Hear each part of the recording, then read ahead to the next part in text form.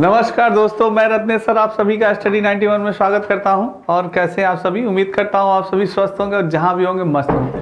दोस्तों आज बहुत इंपॉर्टेंट टॉपिक लेके आया हूं आपके सामने, जिससे कि हमारे जो सीटेट का एग्जाम हो रहा है उससे बार बार क्वेश्चन इसी टॉपिक से पूछे जा रहे हैं। दोस्तों आज जैसे कि कर्णम मल्लेश्वरी कहाँ के निवासी हैं, जैसे कि पूछा जा रहा है चमकता सितारा कौन थे, कल्पना चावला कहाँ के निवासी हैं, कर्णम मल्लेश्वरी किस खेल से संबंधित है। ऐसे क्वेश्चन दोस्तों आपसे पूछे जा रहे हैं ईवीएस में, जो कि बहुत ही महत्वपूर्ण है, जो कि हमारी मेरिट में या हमारे नंबर बढ़ाने में हमारे लिए लाभदायक हो सकते हैं। दोस्तों तो क्यों नहीं इन क्वेश्चंस को पढ़ा जाए। आज उसी टॉपिक्स पे लेके आया जो जो इंपॉर्टेंट मुझे लगा है दोस्तों, जैसे कर्णम मल्लेश्वरी हो गए, कल्पना चावला हो गए, लेफ्टिनेंट कमांडर वाहिद प्रिज्म हो गए, राकेश शर्मा हो गए और सुनीता विलियम्स हो गए। तो इनके बारे में थोड़ी सी जानकारी जो कि आपके ईवीएस टॉपिक में दी गई है एनसीईआरटी के अकॉर्डिंग दोस्तों, तो उसको पढ़ लेना बहुत ही आवश्यक है, क्योंकि ये बार बार आपके एग्जाम में पूछा जा रहा है दोस्तों। तो आइए स्टार्ट करते हैं। एक बार दोस्तों वीडियो को लाइक कर दीजिएगा और ज्यादा से ज्यादा शेयर कर दीजिएगा। सभी को राधे राधे, जय श्री कृष्ण, सभी को राधे राधे, सभी बच्चों को मेरे। तो दोस्तों आइए स्टार्ट करते हैं अपना सेशन, आज का धमाकेदार सेशन। दोस्तों हिंदी आपकी 999 रुपए में, यूपी टेट का बैच आपका 999 रुपए में, सुपर टेट का बैच आपका 1799 रुपए में, आरओ का बैच आपका 499 रुपए में, एसएससी जीडी का बैच आपका 699 रुपए में, वीडियो मॉक टेस्ट आपका 249 रुपए में। अब सिलेक्शन ही एकमात्र लक्ष्य है, सिर्फ सिलेक्शन ही एकमात्र लक्ष्य है स्टडी 91 का, कि आपका सिलेक्शन हो जाए दोस्तों, बस और कुछ नहीं चाहता हमारा स्टडी 91, न हम चाहते हैं। अगर आपको कोई दिक्कत या परेशानी तो इस नंबर पे कॉल कर सकते हैं 7007734525 पे दोस्तों। चलिए आइए स्टार्ट करते हैं। सबसे पहले कर्णम मल्लेश्वरी के बारे में पढ़ते हैं। ये एक वेट लिफ्टर थी दोस्तों। क्या थी? ये एक वेट लिफ्टर थी, वेट लिफ्टर थी दोस्तों। क्या थी? ये एक वेट लिफ्टर थी। वेट लिफ्टर यानी कि जो भार उठाते हैं दोस्तों, वेट उठाते हैं, वो थी, वेट लिफ्टर थी। ये निवासी कहाँ की थी, कहाँ के रहने वाली थी? आंध्र प्रदेश की रहने वाली थी। कहाँ थी दोस्तों? आंध्र प्रदेश की। कमेंट करते रहिए, लिखते रहिए दोस्तों। कर्णम मल्लेश्वरी कहाँ की निवासी थी? आंध्र प्रदेश की रहने वाली की थी। कहाँ की निवासी थी? आंध्र प्रदेश की। जितना दोस्तों लिखेंगे, करत करत अभ्यास थे, जड़मत हो सुधान, रसरी आवत जाते, सिल पे पड़त निशान। दोस्तों कहाँ की रहने वाली थी? आंध्र प्रदेश की रहने वाली थी ये कर्णम मल्लेश्वरी जी। ये 130 किलोग्राम तक का भार उठा लेती थी। इनके बारे में कहा जाता था, इनकी कहानी थी दोस्तों, कि ये जो बहनें थी बचपन से ही ये लोग वेट उठाना स्टार्ट कर देती थी दोस्तों। जैसे आपने दंगल मूवी तो देखी ही होगी, कि जिसमें आमिर खान अपनी बेटियों को यानी कि कुश्ती लड़ाने के लिए बचपन से ही ट्रेंड करता है दोस्तों। और जिस कार्य को हम अगर बचपन से ही करते रहते हैं दोस्तों, तो उसमें हम क्या हो जाते हैं? माहिर हो जाते हैं, खिलाड़ी बन जाते हैं दोस्तों। उसी तरह से कर्णम मल्लेश्वरी ने भी हमारे देश का नाम रोशन किया दोस्तों। अपने माता पिता का नाम चमकाया इन्होंने और अपना भी नाम इन्होंने रोशन किया। भारत के बाहर इन्होंने 29 मेडल जीते। कितने? 29 मेडल, 29 मेडल जीते दोस्तों। इन्होंने 29 मेडल जीते भारत के बाहर। तो दोस्तों कितने क्वेश्चन आपसे बने? सर्वप्रथम आपका बना कि कर्णम मल्लेश्वरी क्या है, किस खेल से संबंधित है। हमेशा पूछा जाता है वेट लिफ्टर है। क्या है? Weight lifter. आ जाएगा एग्जाम में कि बताइए कर्णम मल्लेश्वरी किस खेल से संबंधित है। ऑप्शन में रहेगा बॉक्सिंग, आपका दे देगा क्रिकेट, आपका दे देगा बैडमिंटन, और लास्ट ऑप्शन आपका रहेगा वेट लिफ्टर। तो क्या मारेंगे हमारे बच्चे? वेट लिफ्टर मारेंगे। कहाँ की निवासी थी? आंध्र प्रदेश की निवासी थी। कितने वेट उठा लेती थी? 130 किलोग्राम तक का भार उठा लेती थी। और भारत के बाहर इन्होंने कितने मेडल जीते? 29 मेडल जीते। अरे रत्नेश सर ने तो हमारे सब बता दिया अच्छे से। आइए अब नेक्स्ट जानते हैं दोस्तों कल्पना चावला के बारे में। कल्पना चावला जी ये महान हस्ती हैं, ये किसी परिचय के मोहताज नहीं है दोस्तों, बहुत महान हस्ती हैं। ये भारतीय मूल की अमेरिकी अंतरिक्ष यात्री थी। भारतीय मूल की कहाँ की थी? अमेरिकी अंतरिक्ष यात्री थी दोस्तों। ये भारत की पहली महिला अंतरिक्ष यात्री थी, जिनका जन्म 17 मार्च 1962, जन्म पूछ सकता है दोस्तों, 17 मार्च 1962 में कहाँ पे हुआ था? करनाल, हरियाणा में हुआ था दोस्तों। कहाँ की निवासी थी ये? हरियाणा की थी। करनाल में इनका जन्म हुआ था, हरियाणा में हुआ था दोस्तों। कहाँ का? हरियाणा। तुरंत कमेंट बॉक्स में लिखिए दोस्तों कल्पना चावला हरियाणा, कल्पना चावला हरियाणा कहाँ की? करनाल। कल्पना क से कल्पना, क से करनाल दोस्तों, क से कल्पना, क से करनाल। लिखिए दोस्तों, तुरंत कमेंट करते रहिए, जितना लिखेंगे उतना याद होगा दोस्तों। तो लिखते क्यों नहीं है? क्यों आप पेन बचा रहे हैं? क्यों आप स्याही बचा रहे हैं? क्यों पेज बचा रहे हैं? कॉपी कलम लेके बैठा करिए दोस्तों, जब भी हमारी क्लास में बैठा करिए, लिखा करिए। जितना लिखेंगे उतना याद होगा दोस्तों, जितना बोल बोल के पढ़ेंगे उतना याद होगा। बताइए, जैसे बचपन में बच्चों को बोल बोल के पढ़ाने से, बेटा बोलो 2 दूनी 4, 2 चौक 8, 2 पंचे 10, बोल बोल के नहीं पढ़ाया जाता था। उसी तरह आप भी बोल बोल के पढ़िए, देखिए आप कभी नहीं भूलेंगे, दिमाग में हमेशा रहेगा। और अब तो ऑप्शन दिया जाता है आपको, जैसे ऑप्शन आएगा तुरंत आप पकड़ लेंगे। करिए, जरा प्रैक्टिस करके देखिए, 10 दिन 15 दिन मेरे बताए हुए अनुसार पढ़िए। जब आपको लगे कि हाँ परिवर्तन हो रहा है, हमें चीजें याद हो रही है, तब इस सर को जरूर याद करिएगा। आइए दोस्तों, जैसे कल्पना चावला कहाँ की निवासी थी? हरियाणा की थी। किस? करनाल में। कहाँ में इनका जन्म हुआ था? करनाल में हुआ था। कब जन्म हुआ था? 17 मार्च 1959 हुआ था। तुरंत लिखिए, 17 मार्च 1962 में इनका जन्म हुआ था। 17 मार्च 1962 में इनका जन्म हुआ था। 1988 में कल्पना चावला ने नासा के एम्स अनुसंधान केंद्र से अपना व्यवसायिक जीवन की शुरुआत की थी। कहाँ से इन्होंने अपना व्यवसायिक जीवन की शुरुआत की थी दोस्तों? नासा से किया था। कहां से किया था? नासा से किया था। और फिर कहिए आप, एम्स अनुसंधान केंद्र से किया था। कब किया था? 1988 में किया था। लिखते रहिए दोस्तों, कब किया था इन्होंने? 1988 में। देखिएगा आपकी मेहनत एक दिन जरूर रंग लाएगी दोस्तों। कहीं भी ये क्वेश्चन बहुत इंपॉर्टेंट है। अगर आप एसएससी जीडी की तैयारी कर रहे हैं, आप अगर यूपी पुलिस की तैयारी कर रहे हैं, आप आरओ की तैयारी कर रहे हैं, चाहे जिसकी तैयारी कर रहे हैं, इन टॉपिक से आपसे कहीं ना कहीं क्वेश्चन जरूर टकराएगा दोस्तों, जरूर पूछा जाएगा। तो इसलिए एकदम लिखते रहिए, एकदम लिखते लिखते कापियां भर दीजिए दोस्तों, तुरंत आपको याद रहेगा। तो ये चीजें हैं तुरंत, यानी कि 1988 में कल्पना चावला ने नासा के एम्स अनुसंधान केंद्र में अपना व्यवसायिक जीवन की शुरुआत की और 1995 में नासा की अंतरिक्ष यात्री कोर में शामिल हुई थी। कब शामिल हुई थी नासा की अंतरिक्ष यात्री कोर में? कब शामिल हुई थी आपकी कल्पना चावला? 1995 में। तुरंत लिखिए दोस्तों, 1995 में। 1995 में ऐसे लिखिए, बोलते रहिए, बोलते रहिए, लिखते रहिए, बोलते रहिए, लिखते रहिए दोस्तों, ठीक है। नेक्स्ट है दोस्तों, अपनी हिंदी 299 रुपए में, वीडियो का बैच आपका 199 रुपए में, पेट कॉम्बो आपका 350 रुपए में, पेट की बुक आपकी 300 रुपए में, आरओ के बुक 175 में, लेखपाल कॉम्बो आपका 300 रुपीज में दोस्तों। फ्री डिलीवरी है, कोई भी चार्ज आपको नहीं देना है दोस्तों। ये पुस्तकें आपके लिए रामबाण हैं दोस्तों, ठीक है, रामबाण का काम करेंगे। अगर आप कंपटीशन की तैयारी कर रहे हैं दोस्तों, तो इन पुस्तकों को लीजिए। अगर इन पुस्तकों को मंगाने में आपको कोई दिक्कत या परेशानी होती है तो आप इस नंबर पे कॉल कर सकते हैं, 7007734525 पे बच्चों आप कॉल कर सकते हैं। आइए अब स्टार्ट करते हैं। जानते हैं 19 नवंबर 1997 में उनकी पहले अंतरिक्ष मिशन की शुरुआत हुई थी। किसकी? कल्पना चावला जी की। 19 नवंबर 1997 में। कब? 19 नवंबर 1997 में उनके पहले अंतरिक्ष मिशन की शुरुआत हुई, जिसमें वे कोलंबिया अंतरिक्ष यान STS-87 दोस्तों। कौन सा कोलंबिया अंतरिक्ष यान था? STS। लिखिए दोस्तों, तुरंत कमेंट में लिखिए, अपने STS कॉपी में लिखिए 87। कई बार ये पूछा गया है किस अंतरिक्ष यान में उन्होंने अपना मिशन की शुरुआत की थी? STS-87। STS-87। मोबाइल नंबर याद हो जाता है, ये नहीं याद हो रहा है, क्यों? मोबाइल नंबर के साथ साथ ये भी याद करिए, STS-87।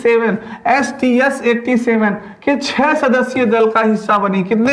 6 सदस्यीय, 6 सदस्यीय दल का हिस्सा बनी। इस दौरान उन्होंने 15 दिन 12 घंटे अंतरिक्ष में बिताए। कितने दिन? 15 दिन 12 घंटे, 15 डे 12 आवर्स, 15 डे 12 आवर्स, 15 दिन 12 घंटे उन्होंने बिताए। किसमें? अंतरिक्ष में बिताए दोस्तों। क्या बात है।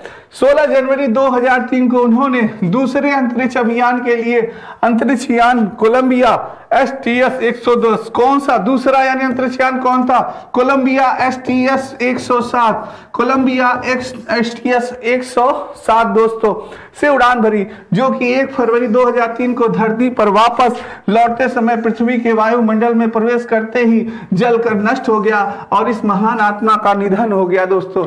सवार सभी अंतरिक्ष यात्रियों की क्या हो गई? मृत्यु हो गई। आपसे पूछ सकता है कि किस यान में दौरान कल्पना चावला की हत्या हुई थी या इनकी मृत्यु हुई थी, तो वो कौन सा था दोस्तों? STS-107। STS-107 में लिखिए कमेंट में, STS-107 में इनकी क्या हो गई थी? मृत्यु हो गई थी दोस्तों। ठीक है, ये थी दोस्तों जो कि इंपॉर्टेंट जानकारी थी आपके लिए। जितना आप लिखेंगे उतना आपको याद होगा दोस्तों। ठीक है, आगे चलते हैं दोस्तों। अब बात करते हैं लेफ्टिनेंट कमांडर वाहिद प्रिज्म की दोस्तों, Waheeda prism. Lieutenant commander Waheeda prism की बात करते हैं, इस महान आत्मा की बात करते हैं। ये भारतीय नौसेना में डॉक्टर थे। क्या थे? ये भारतीय नौसेना में डॉक्टर थे। क्या थे वहीदा प्रिज्म दोस्तों? डॉक्टर थे। लिखिए तुरंत कॉपी में लिखिए, क्या थे? नौसेना में डॉक्टर थे। नौसेना जो जहाज पानी में चलती है, क्यों बच्चों? जो जहाज पानी में चलती है। अरे सर क्या बता रहे हैं, सब बच्चों को पता है? हाँ मुझे मालूम है, मेरे बच्चों को पता है, पर बताना मेरा फर्ज है, मेरा कर्तव्य है कि भाई नौसेना यानी कि समुद्री सेना। ठीक है, डॉक्टर में नौसेना में समुद्री जहाज पर काम करने वाली गिनी चुनी महिलाओं में से एक थी। क्या थी? महिलाओं में से एक थी। ये पहली महिला थी जिन्होंने एक पूरी परेड की कमान संभाली थी। अरे वाह क्या बात थी, पूरी परेड की कमान अकेले संभालने वाली महिला, पूरी परेड की अकेले कमान संभालने वाली महिला कौन थी? वहीदा प्रिज्म थी। तुरंत लिखिए, किसी भी सेना में यह बहुत बड़ी बात मानी जाती है, यानी पूरी परेड को संभालना बहुत बड़ी बात मानी जाती है, गर्व की बात मानी जाती है। इनका गांव थन्ना मंडी है। क्या है? थन्ना मंडी दोस्तों का। क्या? तुरंत लिखिए, थन्ना मंडी किसका गांव था भैया? थन्ना मंडी का वहीदा प्रिज्म का था। किसका था? वहीदा प्रिज्म का थन्ना मंडी, जो कि जम्मू कश्मीर के राजौरी जिले में था। कहां था? जम्मू कश्मीर दोस्तों। तुरंत लिखिए, जम्मू कश्मीर, JK यानी कि जम्मू कश्मीर के राजौरी जिले में था। कहां था? राजौरी जिले में था दोस्तों। तुरंत इसको लिखिए दोस्तों, जितना लिखेंगे उतना आपको याद होगा। नहीं तो आप करके देखिए, इस प्रैक्टिस को करके देखिए, 1-2 बार लिखिए सारी चीजों को, देखिए आपको याद नहीं होता, तुरंत याद होगा। नेक्स्ट चलते हैं दोस्तों। यूपी पुलिस कांस्टेबल का नया बैच प्रारंभ हो गया है। कंप्लीट कोर्स महाबजट ऑफर दोस्तों, बहुत ही सुनहरा मौका है उन बच्चों के लिए जो यूपी पुलिस की तैयारी कर रहे हैं दोस्तों, क्योंकि इतनी अच्छी वैकेंसी बार बार नहीं आती, और शायद जब वैकेंसी अगली बार आए तो शायद आपकी एज रहे कि न रहे दोस्तों। तो इसलिए पूरी कोशिश, पूरी मेहनत, पूरी अपना 100% दीजिए कि इस बार मेरा सिलेक्शन होना चाहिए दोस्तों। ठीक है, ये महाबजट ऑफर है 1499 रुपए का। ठीक है, अब नेक्स्ट चलते हैं, राकेश शर्मा की बात करते हैं दोस्तों। किसकी बात करते हैं? राकेश शर्मा की। भारत के प्रथम और विश्व के 138वें अंतरिक्ष यात्री थे। कौन? राकेश शर्मा। का जन्म 13 जनवरी 1949 को पंजाब के पटियाला में हुआ था। राकेश शर्मा का जन्म कब हुआ था दोस्तों? तुरंत लिखिए, 13 जनवरी 1949। 13 जनवरी 1949। 13 जनवरी 1949। कहां के भैया? पंजाब में। कहां भैया? पंजाब। कहां? पंजाब। चक दे फट्टे पंजाबी, या मक्के दे रोटी घी दा साग। मक्के दे रोटी और किसका साग? मक्के दा साग होता है, सरसों दा साग, सॉरी, मक्के दी रोटी सरसों दा साग। वाह, बहुत पंजाबियों को बहुत पसंद है। 13 जनवरी कहा जाता है सूर्यास्त पंजाबी मस्त। दोस्तों तो ये चीज है, यानी भारत के प्रथम और विश्व के 138वें अंतरिक्ष यात्री थे। कौन थे? हमारे राकेश शर्मा जी थे। इनका जन्म कब हुआ था? 13 जनवरी 1949 को पंजाब में पटियाला गांव में हुआ था। हाँ भाई, एक पटियाला पैक लगा दे मुझे। वही एकदम पटियाला में हुआ था। ये याद करने की ट्रिक है दोस्तों, मजाक मजाक में याद करिए इसको कि भाई राकेश शर्मा पटियाला है, पंजाब में जन्म हुआ था 13 जनवरी 1949 में दोस्तों। अब बात करते हैं, वह 3 अप्रैल 1948 को सोवियत संघ के अंतरिक्ष यान सोयूजी T11 दोस्तों T11 तुरंत लिखिए, सोयूजी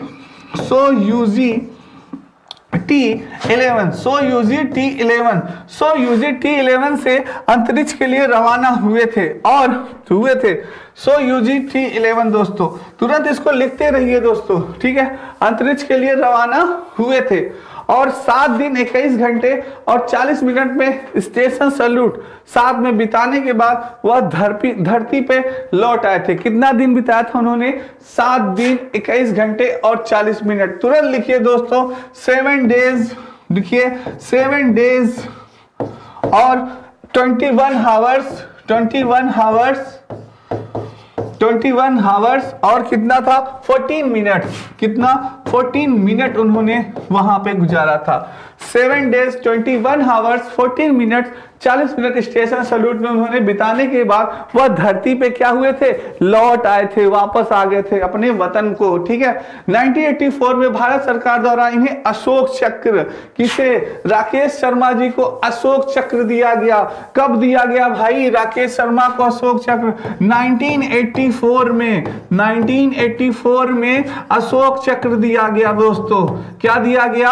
अशोक चक्र दिया गया 1984 में। किसे? अशोक चक्र दिया गया आपके राकेश शर्मा जी को 1984 में अशोक चक्र दिया गया। ऐसे दोस्तों बोल बोल के पढ़िए, देखिए याद क्यों नहीं होता, क्यों नहीं याद होगा। अगर एक टॉप करने वाले बच्चे को याद हो सकता है तो आपको भी याद हो सकता है। वो भी वही रोटी खाता है जो आप रोटी खाते हैं दोस्तों। ठीक है, बिल्कुल ये कोशिश करिए कि उसका सिलेक्शन हो सकता है तो मेरा भी सिलेक्शन होगा। यही हमेशा पॉजिटिव थॉट रखिए अपने दिमाग में। तो 1984 में भारत सरकार द्वारा इन्होंने अशोक चक्र से सम्मानित किया गया। इन्होंने सोवियत रूस के यूरी गागरिन केंद्र में अंतरिक्ष यात्रा की प्रशिक्षण प्राप्त किया था। पूछ सकता है दोस्तों कि राकेश शर्मा ने कहां पे प्रशिक्षण प्राप्त किया था? भैया यूरी गागरिन केंद्र में। कहां पे? यूरी गागरिन केंद्र में। यूरी गागरिन केंद्र में इन्होंने क्या किया? प्रशिक्षण प्राप्त किया दोस्तों। यूरी गागरिन केंद्र में इन्होंने प्रशिक्षण प्राप्त किया था दोस्तों। ठीक है, ये हो गया। नेक्स्ट है दोस्तों, अब बात करते हैं सुनीता विलियम्स की दोस्तों। ये अंतरिक्ष में जाने वाली भारतीय मूल की दूसरी महिला थी। यानी कि जाने वाली कैसी महिला थी? सेकंड वोमेन थी दोस्तों। कैसी थी? सेकंड महिला थी।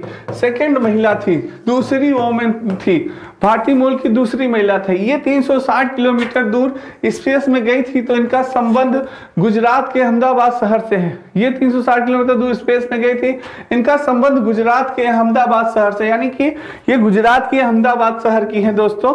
इन्होंने 195 दिन तक अंतरिक्ष में रहने का विश्व रिकॉर्ड स्थापित किया। विश्व रिकॉर्ड स्थापित किया। कितने दिन का विश्व रिकॉर्ड स्थापित किया भैया? 195 डेज का, 195 दिन का, 195 डे का विश्व रिकॉर्ड स्थापित किया। 195 डेज का विश्व रिकॉर्ड स्थापित किया। देखिए कितनी बड़ी बात है दोस्तों। नेक्स्ट, जून 1998 में अमेरिकी अंतरिक्ष एजेंसी नासा में इनका चयन हुआ। 2008 में इन्हें विज्ञान एवं अभियांत्रिक क्षेत्र में भारत सरकार द्वारा पद्म भूषण से सम्मानित किया गया। सुनीता विलियम्स को कब पद्म भूषण से सम्मानित किया गया? क्वेश्चन आ सकता है दोस्तों। कब किया गया भाई? 2008 में। 2008 में क्या दिया गया? पद्म भूषण दिया गया दोस्तों। तुरंत आप भी लिखते चलिए दोस्तों, मेरे साथ आप भी लिखते चलिए। जिसका कॉपी कलम चलेगा उसका ही सिलेक्शन होगा। इस कलम में बहुत ताकत होती है दोस्तों। कहते हैं ना, इस कलम में इतनी ताकत होती है कि मिनटों में अर्थ से फर्श पे आदमी आ जाता है और फर्श से अर्थ तक पहुंच जाता है। यानी कि इस कलम, अगर ये कलम चाहे तो आपको 2 मिनट के अंदर पृथ्वी के भूमि पे ला सकती है, और ये कलम चाहे तो भूमि से आपको आकाश तक ले जा सकती है दोस्तों। इसलिए इस कलम में बहुत पावर होती है। तो इसलिए इस कलम की शक्ति को पहचानिए और इसका प्रयोग करिए दोस्तों। ठीक है, तो ये हो गए। इसका संबंध गुजरात के अहमदाबाद शहर से हुआ था। इन्होंने 195 दिनों तक अंतरिक्ष में रहने का विश्व रिकॉर्ड स्थापित किया। जून 1998 में अमेरिकी अंतरिक्ष एजेंसी नासा में इनका चयन हुआ। 2008 में इन्हें विज्ञान एवं अभियांत्रिक के क्षेत्र में भारत सरकार द्वारा पद्म भूषण से सम्मानित किया गया। 16 अप्रैल 2007 को अंतरिक्ष में मैराथन दौड़ कर ऐसा करने वाली विश्व की पहली महिला बनी। क्या बात है भाई, अंतरिक्ष में ही मैराथन दौड़ लगा दी इस महिला ने। वाह वाह वाह, क्या बात है। 16 अप्रैल कब लगाई भाई? 16 अप्रैल 2007। 16 अप्रैल 2007। 16 अप्रैल 2007 में महिला ने अंतरिक्ष में दौड़कर मैराथन रेस लगा दी भाई। क्या लगा दी? मैराथन रेस दौड़ा दी। कहां पे? अंतरिक्ष में। कहां पे भैया? अंतरिक्ष में दौड़ के मैराथन रेस लगा दी। क्या बात है दोस्तों, बहुत ही महान आत्मा थी। 16 अप्रैल 2007 को मैराथन रेस अंतरिक्ष में दौड़कर विश्व की पहली महिला दोस्तों बनी। बहुत सही, क्या बात है दोस्तों, बहुत बढ़िया। हिंदी इंडिविजुअल कंप्लीट कोर्स दोस्तों बैच प्रारंभ मात्र 999 रुपए में। अगर दोस्तों आपको कोई भी टॉपिक टफ लगता है, जैसे समास हो गया, संधि हो गया, अलंकार हो गया, तो एक बार आप नीतीश सर की वीडियो देखिए दोस्तों। आपको लगेगा कि बहुत ही सरल तरीके से इन्होंने सारे कॉन्सेप्ट को क्लियर किया है, आपको समझाया। उसके बाद आप इस बैच को लीजिएगा। ऐसे कहने मेरे मत लीजिए, एक बार आप मूल्यांकन करिए, खुद मूल्यांकन करिए, उसके बाद डिसीजन लीजिए दोस्तों, ठीक है। नेक्स्ट है दोस्तों सुनीता विलियम्स के अनुभव के स्पेसिस में क्या किया था उन्होंने? अनुभव क्या था सुनीता विलियम्स से? उन्होंने शेयर किया वहां एक जगह बैठ नहीं पाते थे वो लोग। क्या करते थे? एक जगह बैठ नहीं पाते थे क्योंकि वहां गुरुत्वाकर्षण की कमी होती है दोस्तों। एक जगह से दूसरी जगह तैरते रहते थे, फ्लोट करते रहते थे, पानी भी रुकता नहीं था, बुलबुले बन के फ्लोट करता था। ऐसे बुलबुला देखते थे, अब उड़ता रहता था वहां पे। चेहरा या हाथ धोने के लिए भी बबल पकड़ना पड़ता था और कागज को गीला करना पड़ता था। क्या बात है, कितना कष्ट सहना पड़ता होगा दोस्तों वहां पे। वहां कंघी करने की आवश्यकता नहीं थी क्योंकि बाल हमेशा खड़े रहते थे, हमेशा खड़े रहते थे बाल उनके। जब आप घूम ही रहे हैं, उल्टा घूम रहे हैं, नाच रहे हैं, तो कंघी करने की आवश्यकता है। वाह अरे वाह। वहां टहल नहीं सकते थे और फ्लोट करने की आदत हो गई थी। एक जगह रुकने के लिए खुद को बांधना पड़ता था। क्या करना पड़ता था? एक जगह रुकने के लिए खुद को दोस्तों बांधना पड़ता था। ये इन्होंने अपना अनुभव शेयर किया था सुनीता विलियम्स ने। नितिन सर द्वारा हैंड राइटिंग द्वारा लिखी गई पुस्तकें दोस्तों, सभी पुस्तकें बहुत इंपॉर्टेंट है। जैसे आपका प्राचीन इतिहास हो गया, मध्यकालीन इतिहास हो गया, फिजिक्स हो गया, केमिस्ट्री हो गया, आधुनिक इतिहास हो गया, बायोलॉजी हो गया, हिंदी हो गया, भारतीय राजव्यवस्था हो गई, इंडियन ज्योग्राफी हो गए। ये सारी पुस्तकें आपके कंपटीशन के लिए बहुत इंपॉर्टेंट है दोस्तों, ठीक है। तो आप सभी इसको मंगा सकते हैं तुरंत।